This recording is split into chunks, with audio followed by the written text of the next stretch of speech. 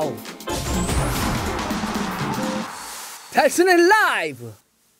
올 시즌 잉글랜드 프리미어리가 다 끝났습니다. 정리 한번 해보죠. 마지막 라운드까지 뜨거웠던 유럽 챔피언스 리그 지르고 싸움부터 한번 정리를 해보겠습니다. 정말 리버풀의 뒷심 역대급이네요. 무섭습니다. 리버풀은 다음 시즌 챔피언스 리그 가기 위해서는 승리가 꼭 필요했던 그런 경기였는데 팰리스를 상대로 해서 2대0으로 승리를 거뒀습니다. 주인공은 마네였는데요. 마네가 시즌 막판에 뭐 출전 문제 때문에 갈등을 빚네 맞네 이런 게 있었는데 혼자 2골 넣으면서 리버풀의 승리를 좀 가져가 줬습니다. 리버풀이 막판 일으키는 5연승입니다. 한때 순위가 8위 언저리까지도 막 밀릴 정도로 어려운 시절이 있었는데 연승을 달리면서 최종 순위 3위로 끝내면서 다음 시즌 유럽 챔피언스 리그 진출하게 됐습니다. 이러면 리버풀은 5시즌 연속 유럽 챔피언스 리그 본선에 올라가게 되는 겁니다. 이 뒷심을 어떻게 해석해야 될까 놓고 봤을 때 뭐니 해도 이 선수를 꼽지 않을 수가 없죠. 골키퍼 알리송. 정말 대단한 골키퍼. 이게 세이브가 아니라 웨스트브롬과의 경기 때 헤더 막판에 그 공격 가담해가지고 정말 어마무시했던 그 헤더골이 없었다고 한다면 리버풀의 이 순위는 가능하지 않았다. 그래서 이 힘은 정말 이 알리송의 결정타 그걸 좀 얘기를 해야 될 것 같고요. 또 전체적으로 놓고 봤을 때는 부상자가 너무 많았잖아요. 특히 이제 수비 쪽에 반다이크 중심으로 해서 다 쓰러졌는데 이거를 또 어떤 식으로든지 막 선수들 끌어모으고 어떻게 내려쓰고 막 이렇게 했던 클럽 감독의 어떤 지도력 이것도 또 빼놓을 수 없을 것 같습니다. 또 한 팀 놓고 보면 가장 운이 좋았다고 해야 될까요? 첼시는 빌라와의 마지막 그 원정 경기에서 1대2로 졌습니다. 그래서 첼시가 유로파 쪽으로 밀리는 거 아니야? 이렇게 했었는데 동시간에 열렸던 레스터가 토트넘에게 지는 바람에 운 좋게 첼시가 4위로 다음 시즌 유럽 챔피언스 리그 출전권을 쥐었습니다. 사실 투엘 감독 체제가 딱 되면서 첼시가 정말 어마어마하게 잘했잖아요. 흐름을 막 계속 타고 막 그랬었고 챔피언스 리그 결승전 가 있고 막 그랬는데 그 FA컵 앞두고 아스날 경기 때 로테이션을 좀 돌렸는데 그때부터 약간 지고 막 꼬이고 막 그러면서 굉장히 좀 어려웠어요. 그러면서 계속 약간 중심을 잘 못 잡더라고요. 그래서 37라운드 레스터 잡으면서 다시 올라오는 애는 다시 38라운드 마지막 경기에서 빌라에게 잡혀가지고 했었는데 정말 운 좋게도 레스터가 치는 바람에 올라갈 수 있었습니다. 근데 지금 경기력이 약간 이런 식으로 약간 좀 롤러코스터를 타고 있어가지고 다음 주말에 그 맨시티와 챔피언스 결승전 해야 되는데 투엘 감독이 좀 고민이 있겠습니다. 그래도 투엘 감독이 시즌 잘 끝났다고 봐야죠. 램파드 감독 때를 생각해보면 가장 불운했던 팀을 꼽으라면 역시 레스터죠. 레스터는 토트넘과의 최종 경기에서 홈이었고 2번이나 선제골 넣고 동점 행한 다음에 다시 골 넣고 2번이나 리드를 했는데 이걸 못 지키면서 역전패를 당했습니다. 참 보면 이 로저스 감독은 항상 그러는 것 같아요. 막판에. 사실 로저스 감독의 뒷심 부족은 과학이다 이런 정도의 얘기들이 있는데 잘 나가다가 지난번 사우스햄튼과 경기 때 무승부, 그 다음에 뉴캐슬 경기 때 패한 게 사실 결정되었고, 그 다음에 37라운드 때 첼시에게 졌고 또 38라운드 마지막에 토트넘 연패 빠지면서 5위까지 밀려버렸습니다. 지금 순위를 보면 5위를 밀렸기 때문에 이러면 레스터는 4위까지 주어지게 되는 챔피언스리그 출전권을 쥐지 못하게 된 겁니다. 유로파로 밀려버린 건데 기록을 보니까 그게 있더라고요. 확실히 뒷심이 부족했다라고 느낄 수 있는 게 레스터는요 이번 시즌 프리미어리그 팀들 중에 가장 오랜 기간인 242일 정말 어마어마하게 긴 시간이잖아요. 이렇게 오랜 기간 동안 4위권 이내에 머물렀는데 최종적으로 5위로 밀려난 팀이 되고 말았습니다. 정말 242일이면 거의 다 4위권 이내에 있었던 거 아니에요? 결과적으로 이렇게 밀려버린 거죠. 자, 이렇게 챔피언스리그 출전권 놓고 싸웠던 세 팀 중에는 리버풀, 첼시가 쥐면서 맨시티, 맨유와 함께 4팀 가게 됐고요. 레스터는 유로파로 밀렸습니다. 자, 맨시티 지금 최종 순위 한번 쭉 볼까요? 좀 보면 맨시티는 우승 일찌감치 확정 지어놓는 그런 상태였는데 최종전에서도 에버튼을 5대0으로 딱 꺾으면서 자축하는 그런 승리를 좀 거뒀고 또 의미가 있는 건 이제 아구에로가 막판에 2골을 넣은 거예요. 아구에로가 올 시즌 이제 끝나고 팀을 떠나기로 돼 있는데 맨시티의 영광을 사실 아구에로가 쭉 함께 했던 거 아니에요. 그런데 올 시즌 부상 때문에 어려움이 있었는데 또 최종 경기에서 이렇게 혼자 2골을 넣으면서 뭔가 좀 만들었다는 거. 5대0 대승을 좀 만들어줬는데 아구에로가 프리미어리그 개인 통산 이번 2골 포함을 해가지고 184골을 넣었더라고요.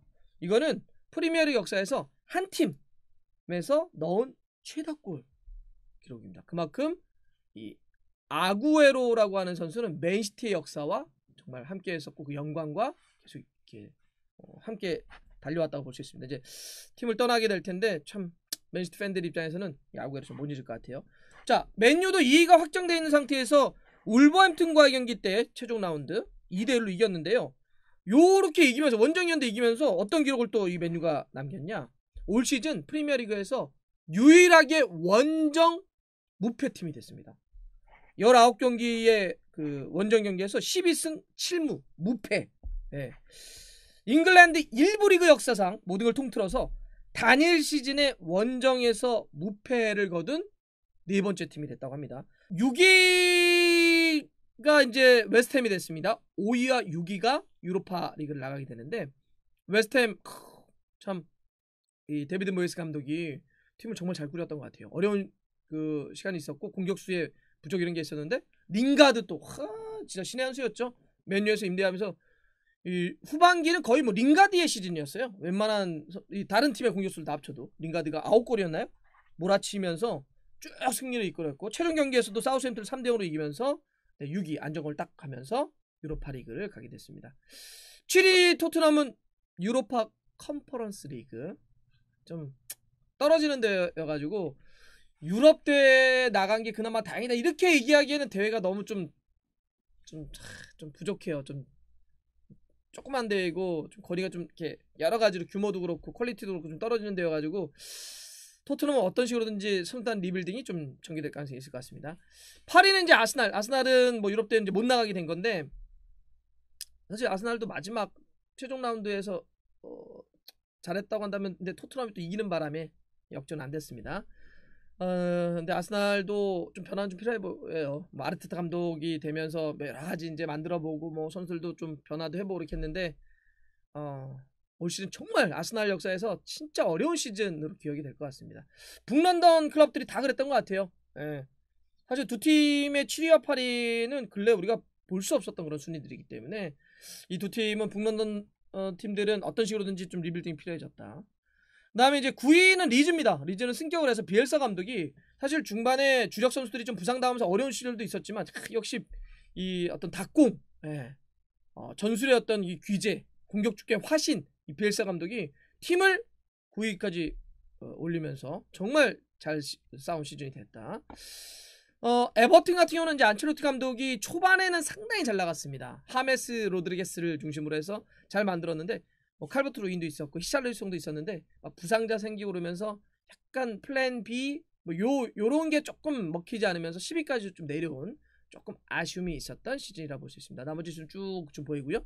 막판에 떨어진 팀 보면 승격팀의 한계를 보여줬던 게 이제 플럼하고 웨스트브롬이었고 꼴찌는 셰필드 유나이티드였는데 사실 지난 시즌 돌풍 사실 승격해가지고 굉장히 좋은 모습이었는데 올 시즌 들어와서는 그 지난 시즌 보여줬던 그 센터백들의 오버랩이라든지 어떤 새로운 어떤 전술적인 게 다른 팀들에게 좀 간파당하면서 이번 시즌은 38경기를 치르게 됐는데 승점이 23점밖에 거두지 못했습니다. 굉장히 좀 확실히 어려운 시즌이었다 이렇게 좀 말씀드릴 수 있을 것 같고요.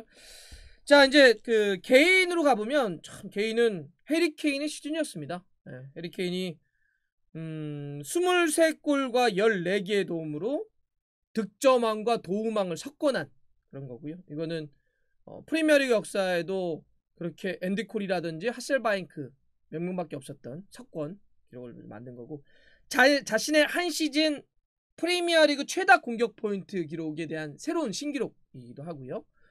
또 해리케인이 이번에 득점왕을 한 거는 개인 통산 3번째 득점왕인데 프리미어리그 역사에서 이렇게 3회 이상 득점왕을 한 선수는 시어러가 3회, 티에리 앙리가 4번 있었습니다. 이렇게 시어러 앙리와 함께 해리케인이 이제 득점왕 3회 이상 기록한 선수가 좀 됐습니다. 득점의 전체적인 랭킹 보면 2위는 리버풀의 살라가 이제 22골로 됐고요. 3위는 맨유의 이제 브루노 페르난데스. 사실 부페 선수가 뭐 PK도 많긴 했었지만 그래도 카바니가 좀 후반기에 뒷심을 넣어주기 전까지 그래도 브루노 페르난데스 역할이 상당히 컸다. 공동 4위가 17골씩을 넣은 리즈의 벤포드와 그다음에 토트넘의 손흥민 선수가 됐고요. 어시스트 쪽을 가보면 해리케인이 말씀드렸던 것처럼 14개로 1위, 그리고 브루노 페르난데스가 12개로 맨시티의 케빈 데브라이너와 함께 공동 2위입니다.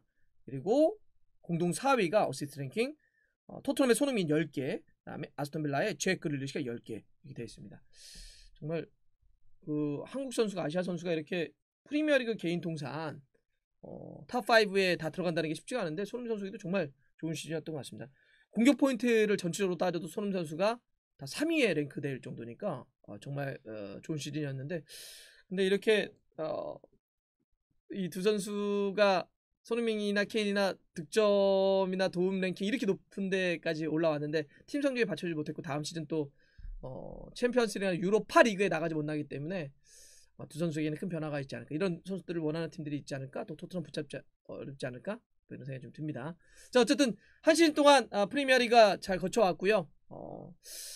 다음 시즌 때는 이제 아마 관중과 함께 새롭게 또 시작을 할 텐데, 또 코로나 때문에 또 어떻게 할지 모르겠지만 유럽 슈퍼리그 무산과 함께 어떤 식으로든 또 이렇게 지금 막 변화들이 예고되고 있기 때문에 여름 이적 시장에서의 또 어떤 변화들, 또 어떤 이동들, 이런 게 있을지 또 지켜보면서 새 시즌 때 다시 프리미어리그 만났으면 좋겠습니다.